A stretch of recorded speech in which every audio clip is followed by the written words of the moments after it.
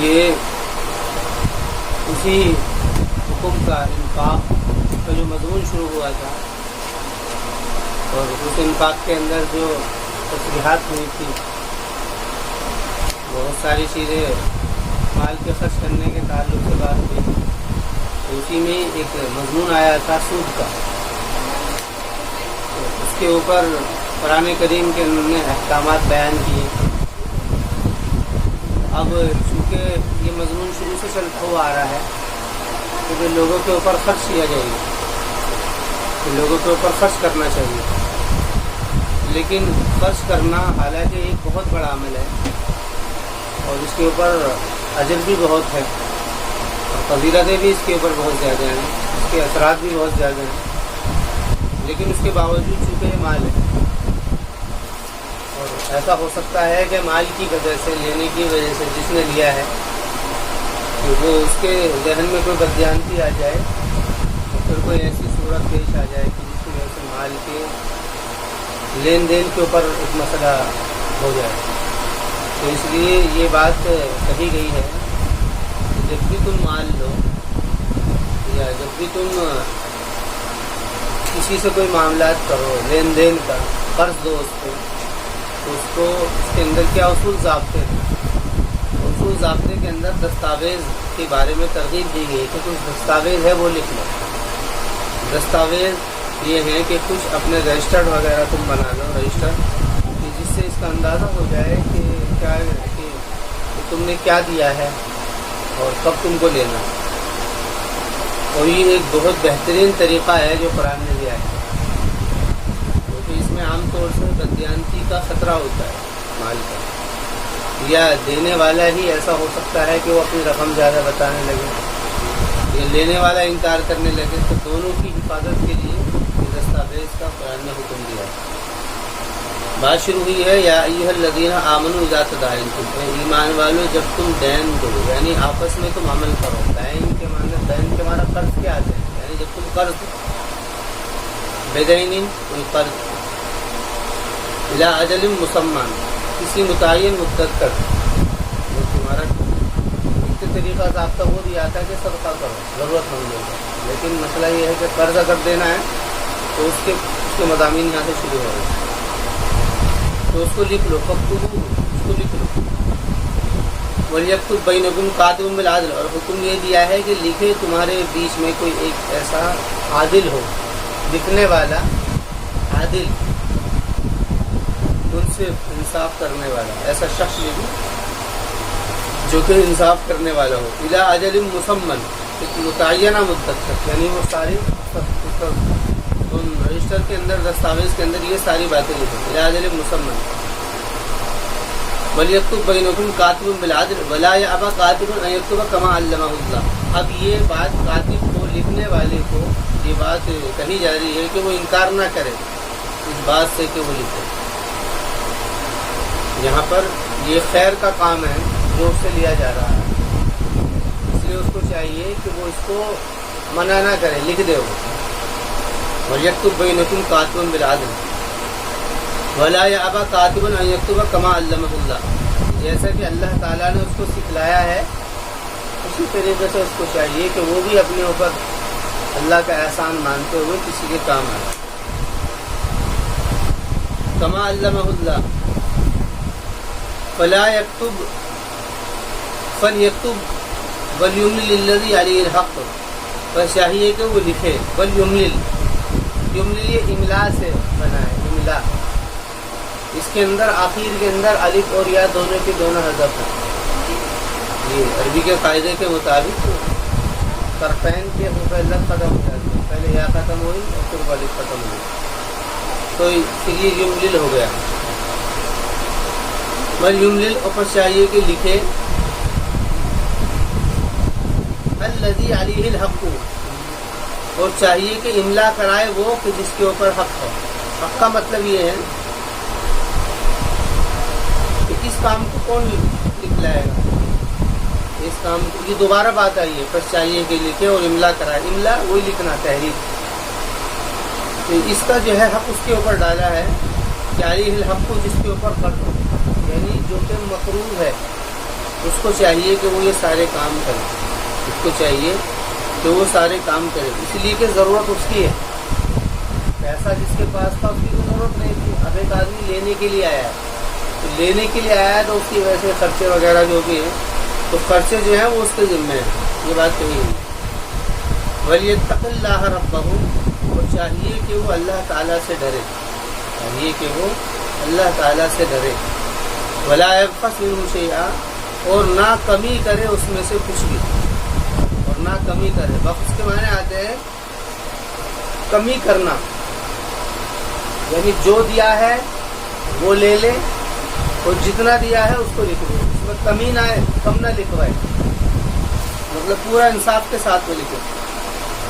وَلَا يَبْخَسْ مِنْهُ شَيْئًا فَإِنْ كَانَ الَّذِي عَلَيْهِ الْحَقُّ صَفِيحًا أَوْ ضَعِيفًا، فرما رہے کہ اگر وہ بیوقوف ہو یا کمزور ہو، مطلب اس طور پر کہ جس کو قرض دیا جا رہا ہے اس کو اتنی سمجھ نہ ہو، یا وہ کمزور ہے، مطلب لکھ نہیں سکتا ہے، بچہ ہے یا بوڑھا ہے،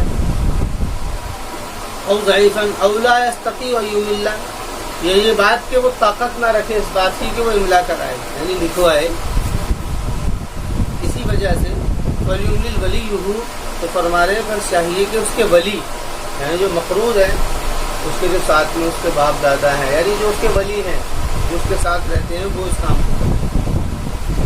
ولیملل ولیہ بالعدل، عدل کے ساتھ میں لکھو، ایک کام تو یہ ہے۔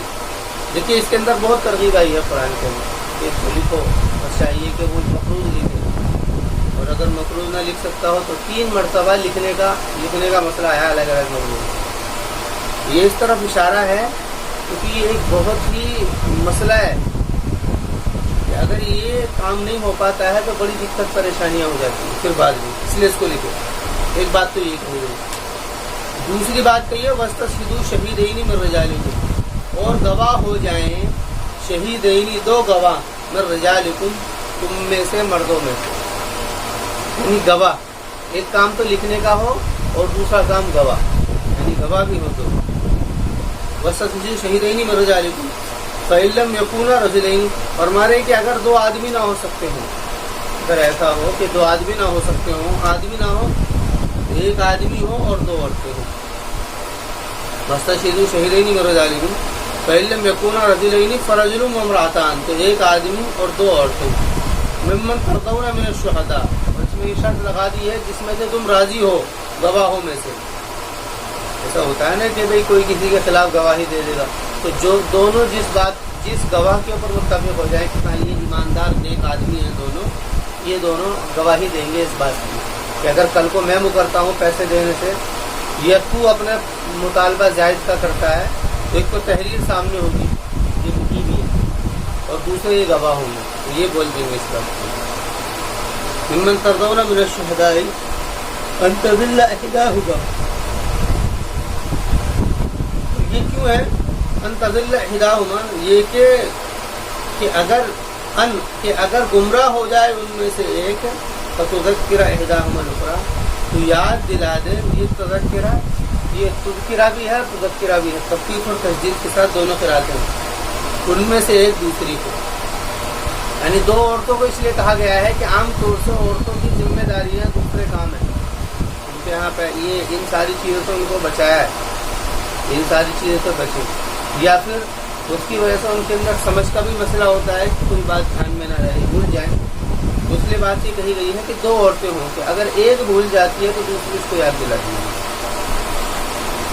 دوسری اس کو یاد دلا دے گی، یا پھر جو 2 گواہ ہیں، یہ جو 2 گواہ ہیں یہ دونوں گواہ اس لیے ہیں، یہ دونوں گواہ بھی اسی نسبت کے اوپر ہیں تاکہ ایک دوسرے کو یاد دہانی رہے، یہ مسئلہ ہے۔ فتذکر احداہما الاخری،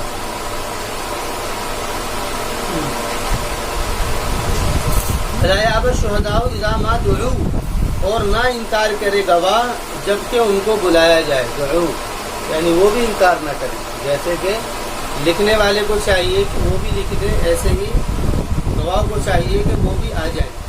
ولا تسأموا ان تكتبوه صغيرا، اور ولا تسأموا अन तक्तुबूहु सगीरन औ कबीरन इला अजलिही।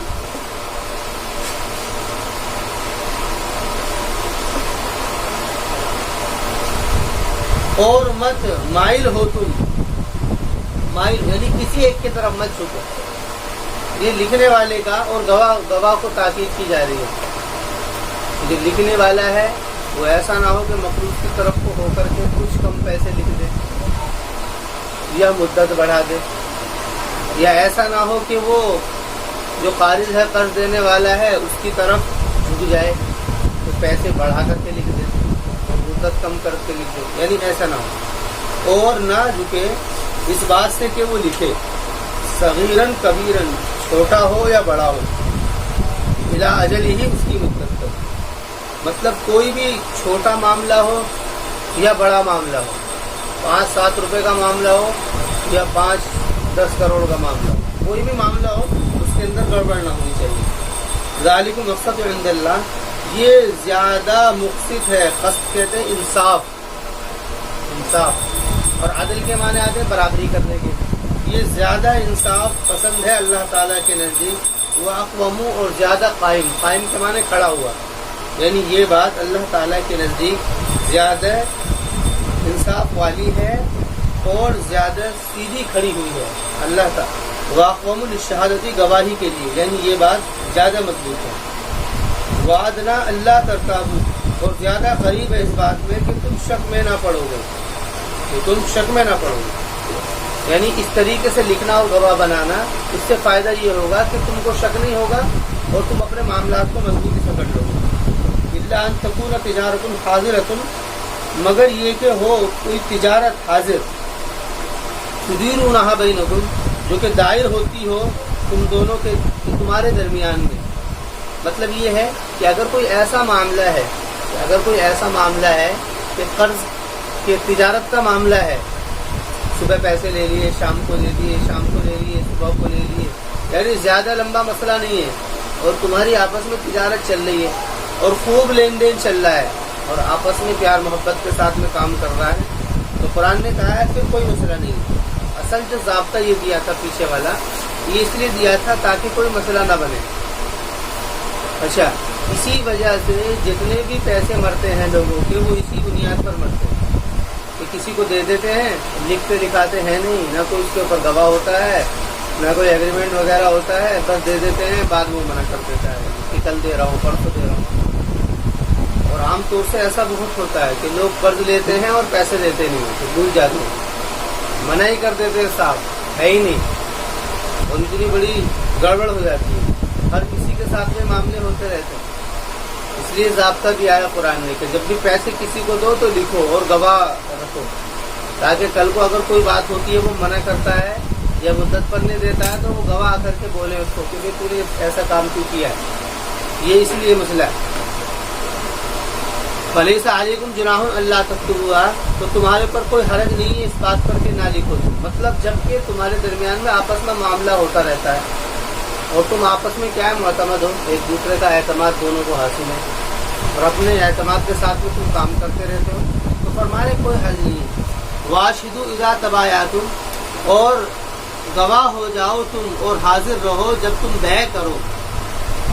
वला युज़ार्रा कातिबुन वला शहीद, और ना ही नुकसान पहुंचाया जाए कातिब को और ना ही गवाह को, ना ही कातिब को यानी कि हक वाले को, कोई भी गवाह को या कातिब को नुकसान न पहुंचाया जाए, इस तौर पर कि गवाह को लालची, इसको क्या है, सख्ती के साथ कहा जाए तो भी तू जो है ना इस तरीके से गवाही दे दी और मैं तुझे इतने पैसे नहीं दूंगा, या अगर तूने ऐसी गवाही नहीं दी तो मैं तुझे नुकसान पहुंचाऊंगा, यानी गवाह को और लिखने वाले को अपने अंडर में ले लेना, ये सारे काम नहीं होने चाहिए। ये बोला कि फ़इन न हो फुसूक, उसको इन तफ़अलू फरमाने कि अगर तुमने ऐसा किया, फ़इन न हो फुसूक, क्या किया, लिखने वाले ने गलत लिखा, गवाही देने वाले ने गवाही गलत दी, या फिर गवाह को और लिखने वाले को मजबूर किया जाए गलत लिखने पर और गलत गवाही देने पर।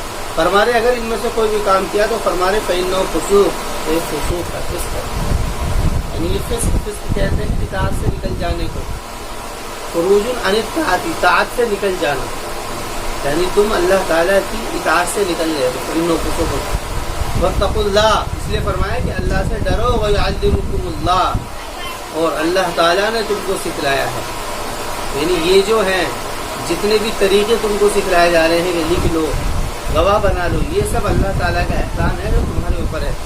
اس سے تمہارے جو ہیں حق ضائع نہیں ہوں گے. وَيُعَلِّمُكُمُ اللَّهُ وَاللَّهُ بِكُلِّ شَيْءٍ عَلِيمٌ، اور جان لو، اور وَاللَّهُ بِكُلِّ شَيْءٍ عَلِيمٌ، اور اللہ تعالیٰ ہر چیز کو جانتا ہے. ہر چیز کو جانتا ہے.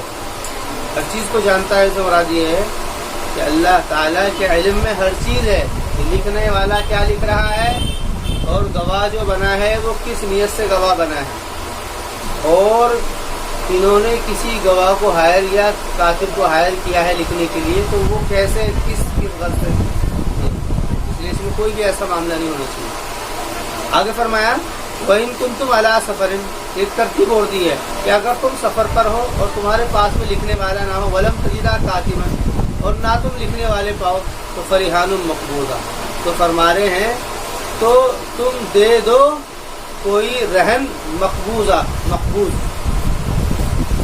تو خضوع اس کے اندر ہے، خضوع یعنی آپس میں اس میں جو ہے ایک لفظ محذوف ہے کہ اس کو دے دو یا لے لو. یعنی اگر لکھنے والا نہیں ہے تو چاہیے کہ کچھ گروی رکھ دو. گروی، ایک آدمی نے 10,000 روپے لیے کسی سے، تو اس کو چاہیے کہ وہ اس کے پاس میں، اگر جو قارض ہے قرض دینے والا ہے، اگر وہ یہ کہے کہ بھائی تم میرے پاس میں کچھ گروی رکھ دو، تو اس کو چاہیے کہ وہ کچھ گروی رکھ دو. اس کے پاس میں اپنے پراپرٹی کا کاغذ رکھ دے، یا کوئی بھی سامان وہ رکھ سکتا ہے جس کے اوپر وہ تیار ہو. وہ اس لیے ہے تاکہ اس کا سامان میرے پاس میں گروی ہے، میرے پیسے دے جائے گا اور اپنا لے جائے گا. ایسا ہوتا ہے نا کہ بھائی قرض دینے والے پیسے سے لے جاتے ہیں اور دیتے ہیں نہیں. تو یہ قرآن نے ترتیب دی ہے، اور اگر اس ترتیب پر ہوگا تو کوئی کسی کے پیسے لے کر کے نہیں بھاگے گا. 10,000 روپے لے کے گیا ہے اور پراپرٹی کے اس نے کاغذ سے لا کے رکھوانی ہے، اس کو بھی لکھ لو، یا کوئی ایسی چیز گروی رکھ دو کہ جس سے اس کو اندازہ ہو جائے. یعنی وہ جیسی بھی ہو سکتی ہے، مہنگی سستی جو بھی ہے، گروی رکھ دیا گیا. فریحان مقبوضہ. تو اور اچھا یہ بات جو ہے سنت کے اندر بھی یہ بات رائج ہوئی ہے، اور یہ زیادہ اس کے اندر مضبوطی زیادہ ہوتی ہے. فَإِنْ أَمِنَ بَعْضُكُمْ بَعْضًا، پھر اگر تم میں سے بعض سے معمول ہو، یعنی کہ مقروض بھی اور قارض بھی دونوں آپس میں مطمئن ہو، تو فَلْيُؤَدِّ الَّذِي اؤْتُمِنَ أَمَانَتُهُ، اور چاہیے کہ ادا کر دے وہ کہ جس کے اوپر امانت رکھوائی گئی ہے اس کی امانت. وَلْيَتَّقِ اللَّهَ رَبَّهُ، اور چاہیے کہ وہ ڈرے اپنے رب سے. وَلَا تَكْتُمُوا الشَّهَادَةَ، اور نہ چھپائے گواہی کو. وَمَن يَكْتُمْهَا فَإِنَّهُ آثِمٌ قَلْبُهُ، اور جو شخص کے اس کو چھپائے گا بس بے شک وہی ہے کہ جس کا دل گنہگار ہے. کہ اس لیے کہ گواہی کیا ہے، دل سے دی جاتی ہے. زبان تو دل کی بات کا اقرار کرتا ہے. دل میں بات یہ ہو کہ غلط کہنا ہے تو زبان غلط کہہ دیتی ہے. فَإِنَّهُ آثِمٌ قَلْبُهُ وَاللَّهُ بِمَا تَعْمَلُونَ عَلِيمٌ، اور اللہ تعالیٰ اس چیز کو جو تم کرتے ہو جانتا ہے. اب دیکھیے کہ یہاں سے پورا مضمون آیا. اب بات سمجھ میں یہ آ رہی ہے کہ یہ قرآن کریم نے 2 طریقے دیے ہیں. ایک طریقہ دیا ہے ایگریمنٹ کا، لکھنے کا. ایک طریقہ دیا ہے ہم نے رہن کا، گروی رکھنے کا. یہ دونوں طریقے ایک جگہ جمع بھی کیے جا سکتے ہیں، الگ الگ کیا بھی جا سکتا ہے. ان میں سے ایک کام بھی کیا جا سکتا ہے، دوسرا بھی کیا جا سکتا ہے. اور اگر ان دونوں طریقوں کے علاوہ بغیر اس کے کوئی کام کیا جائے تو بھی کیا جا سکتا ہے. لیکن بہتر طریقہ قرآن نے جو دیا ہے، سب سے بہتر طریقہ وہ پہلا طریقہ ایگریمنٹ کا دیا. اور اب جو دستور کے مطابق جو ایگریمنٹ بنتے ہیں وہ بالکل اس کے عین اس کے مطابق ہوتا ہے. اس کے اندر بھی ایک کاغذ ہوتا ہے، سرکاری اسٹامپ پیپر ہوتا ہے، اس کے اندر دونوں کی تحریر ہوتی ہے پیسے لینے دینے کی، اور پیچھے کیا ہے دستخط، اس پہ سرکاری مہر ہوتی ہے. اور اس کی ایک کاپی جو ہے وہ جمع ہوتی ہے گواہ کے پاس، یعنی کہ وکیل کے پاس سرکاری اس میں جمع ہوتی ہے کہ اگر ان دونوں میں، اور دونوں کی کاپی دونوں کو دے دی جاتی ہے، اور ایک کاپی وہاں جمع ہو جاتی ہے، بلکہ ڈیٹ بائی ڈیٹ وہاں ریکارڈ ہوتا ہے. اگر ان دونوں میں سے کوئی بھی گڑبڑ کرے گا تو پولیس اس کے اندر جو ہے وہ کرتی ہے، اقدام کرتی ہے. تو یہ بالکل طریقہ جو ہے اس کے مطابق ہے، قرآن کے مطابق ہے. تو یہی طریقہ ہونا چاہیے. کسی کو اگر کسی سے کوئی بھی لین دین کرنا ہو تو وہ اس طریقے کو اختیار کرے گا تو انشاءاللہ اس کے پیسے مریں گے. عام طور سے جو پیسے مرتے ہیں وہ اسی لیے مرتے ہیں، کسی کو پیسے دے دیے ایگریمنٹ کرانے، تو ایگریمنٹ کرنا چاہیے، لکھ لینا چاہیے اس کو، اور یہی سب سے اچھا طریقہ یہ ہے کہ وہ اس کو سرکاری جو ہے کاغذات اس کے بنوا دے. 10,000 دے رہا ہے تو بنوا دے. کتنے کے بنیں گے؟ تو 50 200 300 روپے خرچ ہوں گے، اور وہاں پر کیا ہے 10,000 روپے ختم ہو جائیں گے، یا اس کی وجہ سے آپس میں اختلاف ہوگا، وہ پیسے کو منع کرے گا، یہ پیسے کی زبردستی کرے گا، اس کی وجہ سے اختلاف ہوگا، لڑائیاں ہوں گی، بہت سارے معاملے ہو جاتے ہیں. اس لیے قرآن نے ترتیب دی. اب یہ مال کیونکہ مال کے متعلق بات ہے. اب یہاں سے سورت کا اختتام ہو رہا ہے، خاتمہ ہو رہا ہے، اور سورت کے خاتمے میں قرآن کریم نے وہی طریقہ اختیار کیا ہے، گویا کہ سورت کے اندر جتنے بھی مضامین اصل تھے اسی کی طرف اشارہ ہے، اسی کی طرف اشارہ ہے. اشارہ کس طریقے سے ہے؟ پہلے توحید کو بیان کیا ہے، پہلے توحید کو بیان کیا ہے. جب اس امت کی تاسیس کی بنیاد، اس امت کی تاسیس جہاں سے ڈلی تھی، بنیاد ڈلی تھی، وَإِلَٰهُكُمْ إِلَٰهٌ وَاحِدٌ لَا إِلَٰهَ إِلَّا هُوَ الرَّحْمَٰنُ الرَّحِيمُ، اور یہ ہوئی تھی. یہ دوسرا پارہ ہے سیقول کا پارہ. اس پارے کے اندر جو بنیاد ڈلی ہے وہ یہاں سے ڈلی ہے، وَإِلَٰهُكُمْ إِلَٰهٌ وَاحِدٌ لَا إِلَٰهَ إِلَّا هُوَ الرَّحْمَٰنُ الرَّحِيمُ. إِلَٰهُكُمْ إِلَٰهٌ وَاحِدٌ لَا إِلَٰهَ إِلَّا هُوَ الرَّحْمَٰنُ الرَّحِيمُ.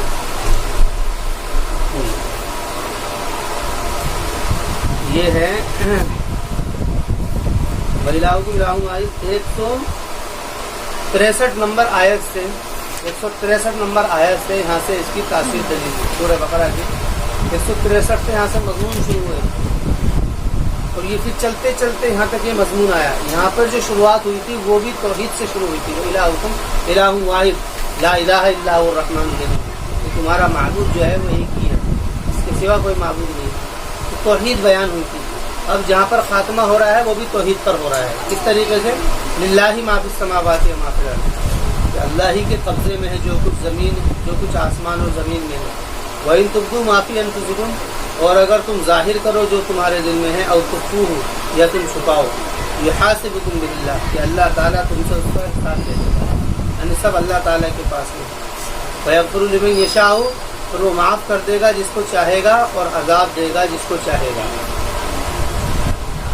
واللہ علی کل شیء قدیر، یعنی کہ وَيُعَذِّبُ مَن یشاء، اور اللہ تعالیٰ عذاب دے گا جس کو چاہے گا. یہ جو ہے دونوں فعل جو ہے جزم کے ساتھ میں ہے. فَيَغْفِرُ فَيُعَذِّبُ ایسے ہے، یہ جزم کے ساتھ میں ہے، اور یہ جواب شرط ہے. جواب شرط ہے، جواب شرط ہے یہ، یعنی کہ اللہ تعالیٰ، یعنی کہ جو جیسا عمل کرے گا تو اللہ، اگر اچھا عمل کرے گا تو معاف کر دے گا، اور اگر برا عمل کرے گا تو عذاب دے گا. اس طریقے سے اس کا ترجمہ ہوگا.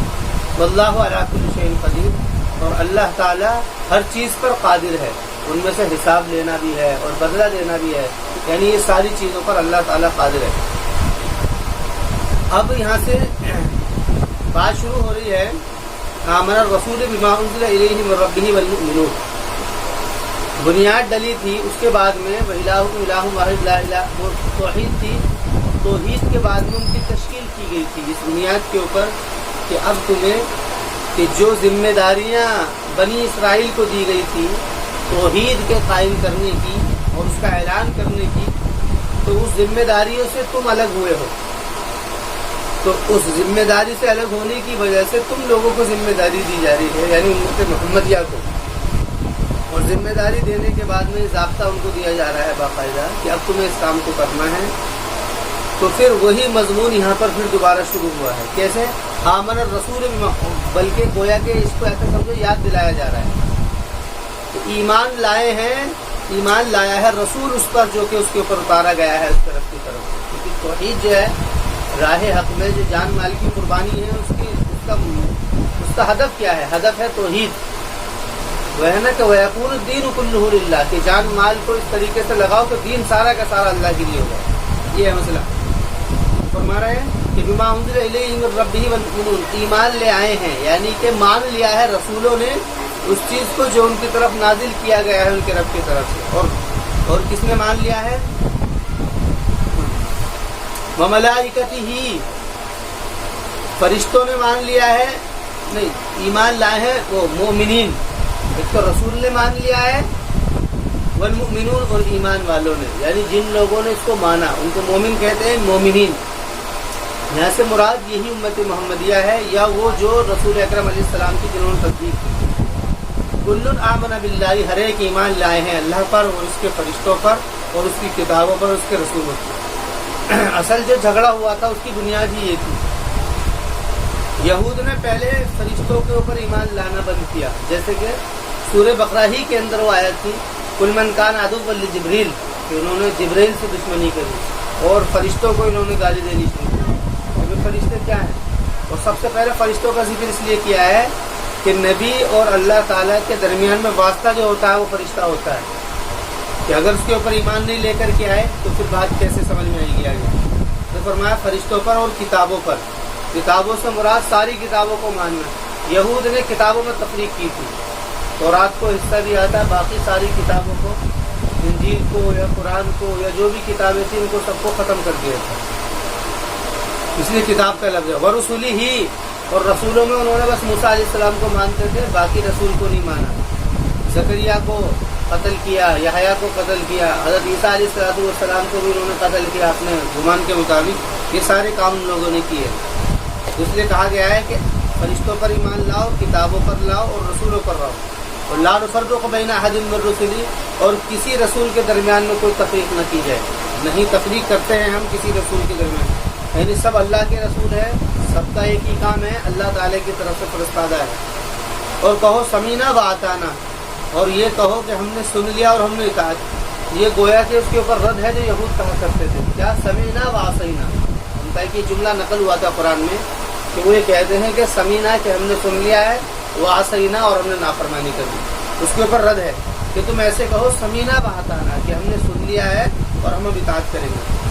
غفرانک ربنا، کہ تیری کیا ہے معافی ہو ہمارے رب، غفرانک، یہاں سے پہلے ایک لفظ محذوف ہے، غفرانک سے پہلے لفظ محذوف، یعنی نغفر غفرانک، کہ ہم مغفرت چاہتے ہیں تیری مغفرت، نغفر غفرانک ربنا والیک المصیر۔ گویا کہ یہاں پر اس کو حذف کر دیا گیا ہے اس بات کی شدت کی وجہ سے، کبھی کبھی فعل کو حذف کر دیا جاتا ہے یا مبتدا کو حذف کر دیا جاتا ہے خبر کے اندر شدت کی، یعنی طلب شدت کی وجہ سے، تو یہاں پر کیا ہے اس کو حذف کر دیا ہے، مفعول کو لائے ہیں طلب شدت کی وجہ سے، یعنی سیدھا کہہ دیا کہ بس تیری معافی ہے۔ ربنا والیک المصیر، کہ ہمارے رب اور تیری ہی طرف مصیر، مصیر کہتے ہیں سارا یسیر خیرن کے معنی آتے چلنا پھرنا، تیری طرف چلنے کی جگہ ہے، یعنی جو جانا ہے ہمیں وہ تیرے ہی لیے جانا ہے۔ یہ فرما رہے ہیں کہ مومنین نے وسوسے کی شکایت کی تھی، مومنین نے وسوسے کی شکایت کی تھی، اس کے بارے میں جو مشہور ہے شان نزول کہ کچھ مومنوں نے شکایت کی تھی اللہ کے رسول سے کہ ہمارے ذہن میں بہت خیالات آتے ہیں کہ جس کو ہم زبان پر لائیں تو بڑا مسئلہ ہو جاتا ہے۔ یہ قرآن کریم کیا تھا، لا یکلف اللہ نفسا الا وسعها، کہ اللہ تعالیٰ نے کسی کو مکلف نہیں بنایا ہے سوائے اس کی طاقت کے بقدر، یعنی اگر دل میں خیالات آتے ہیں تو یہ اللہ کی، تو یہ تمہارے قبضے میں تو ہے نہیں، دل کے اندر خیالات آ گئے ہیں، اللہ تعالیٰ اس کو معاف کرنے والا ہے۔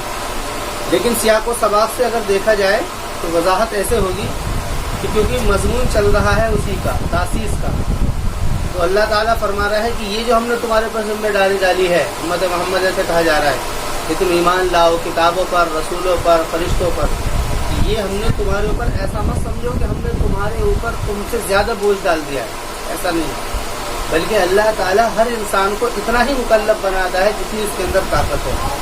اگر ہم نے تمہارے اوپر یہ ذمہ داری دی ہے کہ تم اس راہ حق کے اندر دین کو عام کرو، تو ہم نے تمہیں اس کی صلاحیت بھی دی ہے، اس کی وہ چاہتے خیال دل میں نہ ہو تو اس کے اوپر رد ہے کہ ہم نے نہیں مکلف بنایا ہے کسی کو الا وسعها، مگر اسی کے طاقت کے بقدر۔ لہا ما کسبت، یعنی اس کے لیے، ہا ضمیر کا مرجع نفس، وہ مؤنث ہے، کہ اس کے لیے ما وہ عمل ہے جو اس نے کمایا، یعنی خیر یا ثواب، وعلیہا مکتسبت، اور پھر اس کے خلاف یعنی اسی کے اوپر کیا ہے، مکتسبت وہ ہے جو اس نے کمایا، یعنی کہ یہاں پر لہا ضمیر ہے، یہاں پر علیہا ہے، یہاں پر لام سے صلہ ہے، وہاں پر علا سے صلہ ہے۔ لہا عربی کے اندر اگر کسی کے خلاف کوئی کام لینا ہوتا ہے تو اعلیٰ کا استعمال کرتے ہیں، علیہا یعنی اس کے اوپر، مطلب اس کے اوپر بوجھ ہے، مکتسبت جو اس نے کمایا، یعنی شر ہو یا بوجھ ہو، اور نہیں کسی کو کسی کے گناہ کی وجہ سے اللہ تعالیٰ پکڑے گا۔ کہا ربنا لا تؤاخذنا، تو اسی ذمہ داری کا احساس کرا کر کے گویا کہ یہ دعا دی جا رہی ہے کہ اسی دعا کو کریں، کیا کہ اگر ہم نے اس راہ حق کے اندر جو ذمہ داری ہمیں دی گئی ہے، اگر اس کے اندر ہم سے غلطی ہو جائے تو لا تؤاخذنا ان نسینا، کہ مت پکڑ تو ہم کو اگر ہم بھول جائیں۔ تو انسان ہے، ہو سکتا ہے بھول ہو جائے، تو ان نسینا او اخطانا، کہ اگر ہم بھول جائیں یا ہم غلطی کریں تو ہمیں تو معاف کر رہا، ان نسینا او اخطانا، یعنی کہ اگر ہم سے کوئی غلطی ہو جائے تو اللہ تعالیٰ تو ہم کو معاف کرتا۔ ربنا ولا تحمل علینا اسرا، ہمارے رب اور مت ڈال تو ہمارے اوپر بوجھ، اسر کہتے ہیں بوجھ کو، یعنی ہمارے اوپر ایسا بوجھ مت ڈالنا کہ جس کو ہم اٹھا نہ سکیں۔ ربنا ولا تحملنا، ربنا ولا تحمل علینا اسرا کما حملتہ علی الذین من قبلنا، جیسا کہ تو نے بوجھ ڈالا تھا ان لوگوں پر جو ہم سے پہلے تھے، یعنی بنی اسرائیل کے اوپر کیا بوجھ تھا کہ ان لوگوں نے نفس کو قتل کر دیا، یعنی بنی اسرائیل کے اندر مسئلہ یہ تھا کہ اگر کوئی کسی کو توبہ کے لیے، اس میں توبہ کے لیے کیا ہے سیدھا قتل ہوتا تھا، جیسے کہ بنی اسرائیل میں جو قتل ہوا ہے شرک کی بنیاد پر، جو بچڑے کی پرستش کی تھی، تو وہاں پر سیدھی سزا کیا تھی؟ توبہ نہیں تھی بلکہ سیدھی سزا قتل تھی، ایک مسئلہ وہ تھا۔ اس لیے اسی طریقے سے مسئلہ یہ تھا کہ اگر کہیں پر گندگی لگ جاتی کپڑے پر تو وہاں سے وہ جگہ کاٹنی پڑتی تھی، دھونے سے بات نہیں ہوتی، ایک یہ تو اس طریقے کا مسئلہ دیکھ لیا جائے۔ اور اگر سیاق و سباق دیکھا جائے تو اس کا مطلب یہ ہے کہ جیسے ان سے غلطی ہو گئی تھی، مثلا ان سے کہا گیا کہ تم جاؤ اور جا کر کے اس گھر کو آباد کرو اور حتتن کہہ کر کے داخل ہونا، لیکن انہوں نے غلطی کری، انہوں نے حتتن کرے گا ہنتتن کہا، تو ان کے اوپر اللہ کا عذاب اس صورت پر برسا کہ وہ کیا نام ہے ایک میدان کے اندر گھومتے رہے جس کو میدان تی کہا جاتا ہے، اور مفسرین کے اقوال سے پتہ لگتا ہے کہ وہ تقریباً 40 سال تک اسی میدان کے اندر ایسے ہی گھومتے رہے، ان کو نکلنا نصیب نہیں ہوا۔ اور ایک بات یہ کہ اللہ تعالیٰ نے ان کی غلطیوں کی وجہ سے ان سے یہ منصب امامت یعنی منصب رسالت جو تھا وہ ان سے چھین لیا گیا۔ ان ساری چیزوں کی طرف ہے اشارہ کہ اللہ کہ اگر ہم سے ایسا کچھ کام ہو جائے، ولا تحمل علینا اسرا کما حملتہ علی الذین من قبلنا، تو تو ہمارے اوپر ایسا بوجھ مت ڈالنا جیسے کہ تو نے ان کے اوپر ڈالا۔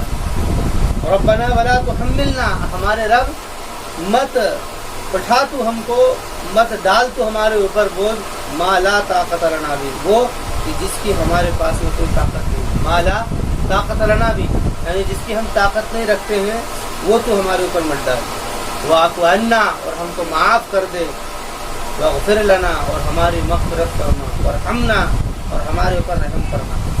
عفا یعفو عفین کے معنی آتے ہیں معاف کرنا، اور مغفرت کے معنی آتے ہیں، یعنی کہ عفا یعفو عفین کے معنی آتے ہیں کسی معافی دینا، مطلب کہ کوئی غلطی ہو اس غلطی کو بالکل مٹا دینا، کے معنی مٹا دینے کے لیے آتے ہیں، اور مٹا دے تو ہم سے اور معاف کر دے، بلکہ عفا یعفو عفین اشارہ ہے اس گناہوں کی طرف جو کہ لکھ لیے گئے ہیں، یعنی اس کو تو مٹا دے، وغفر لنا، اور ہمیں معاف کر دے، ورحمنا، اور معاف کرنے کے بعد میں ہمارے اوپر رحم کرنا، ورحمنا انت مولانا، کہ تو ہمارا مولا ہے، ہمارا مولا ہے، سردار ہے، فانصرنا علی القوم الکافرین، تو تو مدد فرما، تو تو ہماری مدد کر علی القوم الکافرین، کافرین قوم کے اوپر، فانصرنا علی القوم الکافرین، تو تو مدد کر ہماری علی القوم الکافرین، کافرین قوم کے اوپر، فانصرنا علی القوم الکافرین، اس طور پر کہ حجت کو قائم کیا جائے اور غلبہ ان کے اوپر ہمارا ہو جائے، یعنی اس طور پر کہ ہماری حجت ان کے اوپر قائم ہو جائے اور ہمارا غلبہ ان کے اوپر ہو جائے، جو انہوں نے کیا ہے، فانصرنا علی القوم الکافرین۔ تو دیکھیے اس دعا کے اندر اگر غور فکر کیا جائے تو یہ دعا ساری کی ساری اعتراف ہے اپنی کمزوریوں کا، اور اظہار ہے اس ذمہ داری کا جس ذمہ داری کے تحت اس امت کی تاسیس ڈلی ہے بنیاد۔ اس لیے اس امت کی تاسیس جو ہے بنیاد اسی وجہ سے ڈلی ہے کہ اللہ تعالیٰ کے اس پیغام کو، جو پیغام رسول اکرم علیہ السلام لے کر کے آئے ہیں، اس پیغام کو ساری دنیا کے اندر عام کیا جائے۔ دعوت جو ہے یہ اس امت کو بطور تخصیص دی گئی ہے، تو یہ ذمہ داری ہے ہر ایک کی، چاہے وہ عالم ہو یا غیر عالم ہو، مرد ہو یا عورت ہو، ہر ایک کے اوپر ذمہ داری ہے کہ وہ اللہ تعالیٰ کی ہدایت کو عام کرے، اللہ تعالیٰ کے پیغامات کو عام کرے، جتنا اس سے ہو سکتا ہے، جیسے اس سے ہو سکتا ہے، اس دائرے کے اندر رہ کر کے اس طریقے سے وہ کام کرے۔ اور یہ سورت کو اس دعا کے ذریعے سے ختم کر دیا گیا ہے، فانصرنا علی القوم الکافرین، اور تو مدد فرما ہماری کافرین